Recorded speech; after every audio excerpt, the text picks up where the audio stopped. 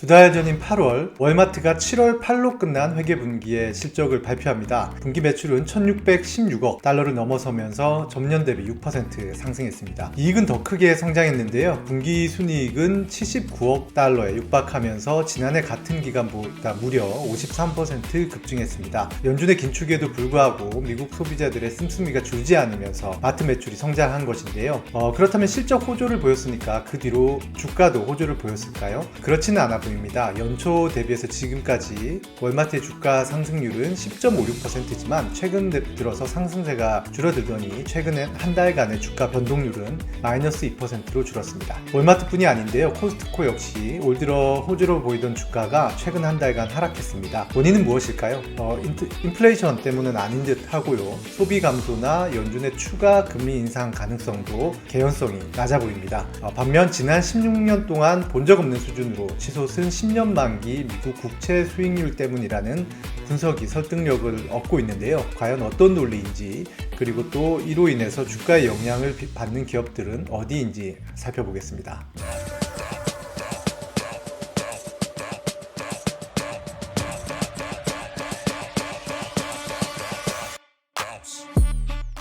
월마트나 코스트코, 타겟, 그리고 담배 회사 필립 모리스, 코카콜라 이런 기업들의 공통점은 무엇일까요? 바로 필수 소비재 기업이라는 점입니다. 필수 소비재는 임미 소비재와는 달리 경기와 상관없이 계속해서 소비를 해야 하는 그런 품목을 이야기하는데요. 주머니가 좀 궁해지더라도 밥은 먹어야 하니까 외식을 줄일지언정 마트 쇼핑을 줄이지는 않죠. 담배도 피우시는 분들은 좀 줄이기는 하더라도 끊기는 쉽지가 않습니다. 그래서 필수 소비재 기업들은 경기와 상관없이 좀 안정적인 실적을 내는 특징이 있기 때문에 이 같은 기업에 투자를 했을 때 수익률 역시 크게 오르지도 않지만 딱히 손해를 덜 본다는 특징이 있습니다. 이런 특징에 따라서 필수 소비재주는 가장 안전한 투자, 그러니까 미국 국채 투자의 대용 투자처로 꼽히고 있습니다. 그런데 문제는 최근 들어서 10년물 채권 수익률이 치솟고 있다는 점인데요.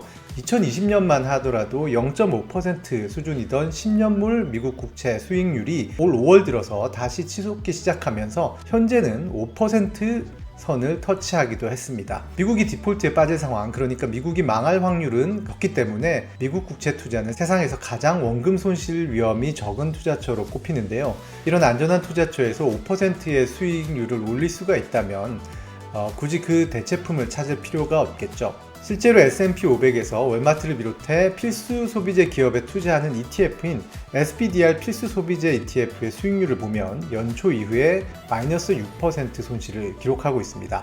3년 평균 수익률이 5%를 조금 넘으니까 차라리 마음을 졸일 필요 없이 10년물 국채에 투자를 하는 것이 더 나은 선택일 수 있는 것입니다. 현재 필수 소비재 ETF의 주가는 5월 말 6월 초를 기점으로 해서 전체 S&P 500의 수익률보다 급격히 뒤처지기 시작했는데요. 이 시기는 10년물 미국 국채 수익률이 본격적인 상승을 시작하던 시기와 일치합니다. 국채금리 상승의 여파를 특히나 많이 받고 있는 종목이 바로 필수 소비재 분야라는 것이죠. 그런데 미국 10년물 국채 금리가 올라서 주가가 흔들리는 기업은 단지 필수 소비재뿐만이 아닙니다. 또 다른 두 번째 영역은 바로 유틸리티주 그리고 배당주입니다. 에너지 기업들이 대표적인데요. 이런 에너지 기업들은 미국에서는 이제 PG&E, 듀크 에너지, 아메리칸 일렉트릭 파워 컴퍼니와 같은 곳들이 대표적입니다.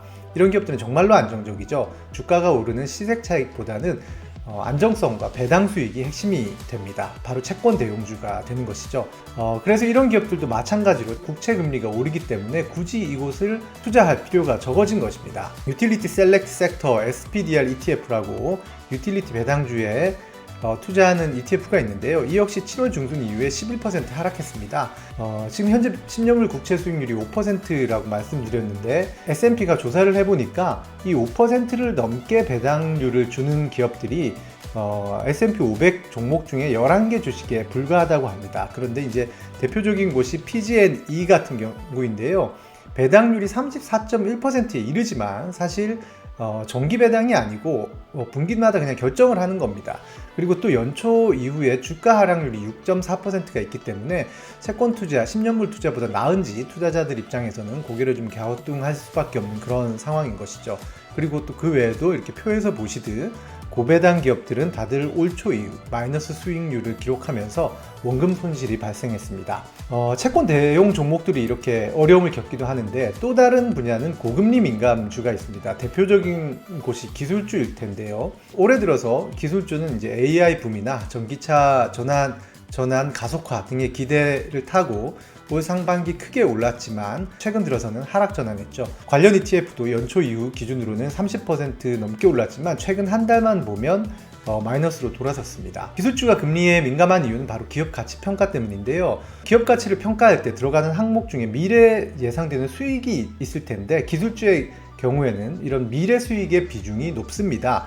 그런데 금리가 오르면 미래의 수익을 현재 가치로 환산할 때 할인율이 높아집니다. 기업의 수익이 동일할 것이라고 전망하더라도 금리가 높아지는 것만으로도 현재 적정 주가가 낮아질 수 있다는 것이죠. 마지막 채권금리 상승의 직격탄을 맞을 수 있는 영역은 바로 지역 은행들입니다. 올 3월에 실리콘밸리 은행 붕괴를 기억하실 텐데요. 그때 당시 붕괴 원인이 바로 채권 수익률 상승이었습니다. 채권 수익률 상승은 채권 가격이 하락한다는 의미인데요. 만약에 이제 은행 고객들의 사정이 어려워져서 예금 인출 추세가 이어지면 은행들은 이를 내줘야겠죠. 그러면 이 현금을 고객들에게 내줄 현금을 마련하기 위해서 보유하고 있는 채권 등을 팔아야 하는데 이미 채권 가격이 하락, 그러니까 채권 수익률이 높아져 있고 채권 가격이 하락해 있는 상태에서는 손해를 보고 팔아야 합니다. 이런 소식이 알려지면서 더 많은 예금 인출, 그러니까 뱅크런이 발생했고 결국 문을 닫은 게 올 3월 발생했던 은행 위기의 핵심입니다. 현재는 이제 연준이 나서서 이런 채권을 손해보고 팔지 않도록 안전장치를 마련해둔 상태지만 사실 금리가 오른다는 것 자체로 금융 시스템에는 또 다른 요인, 불안 요인일 수 있습니다. 은행뿐만 아니라 사실 국채금리 상승은 미국 경제 전반, 특정 분야를 넘어서 전반의 불확실성을 높이는 요인인데요. 왜냐하면 10년물 미국 국채금리는 모기지 금리나 학자금 대출, 그리고 기업 자금 조달 금리, 자동차 구매 캐피탈 금리 등 대부분의 시중금리의 기준선 역할을 하기 때문입니다. 그래서 기업 대출이나 상업용 부동산 등에 대한 우려도 커지고 있는데요. 패트릭 하커 필라델피아 연은 총재 같은 경우에는 최근 연설에서 최근에 높은 금리 상황에서 생존할 수 없는 기업들이 있을까봐 걱정된다 이렇게 얘기를 했습니다. 상업용 부동산 역시 마찬가지일 텐데요. 은행 입장에서는 부실 대출이 늘어날 리스크가 늘어나는 것이죠. 손성원 로욜라 메리마운트 대학 교수의 조언을 끝으로 글로벌 포커스 시간을 마무리하겠습니다. 미국 경제는 견조한 고용 및 소매 판매 보고서에서 알 수 있듯이 계속해서 회복력을 보여주고 있습니다.